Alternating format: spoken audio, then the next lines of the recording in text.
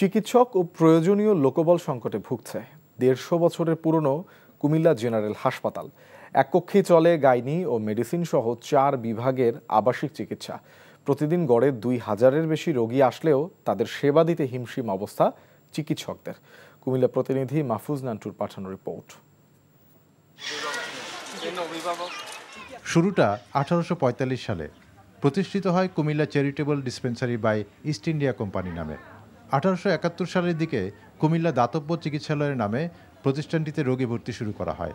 ১৯৭১-এর স্বাধীনতার পর ৫০ শয্যার হাসপাতালে পরিণত হয়, যা বর্তমানে কুমিল্লা জেনারেল হাসপাতাল বা সদর হাসপাতাল নামে পরিচিত। এখানে সকাল ৮টা থেকে বিকাল ৩টা পর্যন্ত আউটডোরে রোগী দেখেন চিকিৎসকরা। তবে সেবার মান নিয়ে রয়েছে অসন্তোষ। এখানে তো আমরা কোনো চিকিৎসা পাইতেছি না। এখানে আধা ঘন্টা লোক মানুষ হয় দাঁড়ায় আছে, দেখেন প্রায় ১-২ ঘন্টা মতন দাঁড়ায় আছি, অনেকক্ষণ ধরে টিকিট সিরিয়ালে পাইতেছি না, অনেক কষ্ট হইতেছে। এখানে যে অব্যবস্থাপনা বা দুর্ভোগ আছে রোগীদের, ওইটা আমরা চাই খুব তাড়াতাড়ি সমাধান করুক। হাসপাতালের আবাসিক চিকিৎসা কর্মকর্তা জানান, দিনের পর দিন রোগী বৃদ্ধি পেলেও সেভাবে উন্নয়ন হয়নি অবকাঠামোর। রয়েছে লোকবলের সংকটও।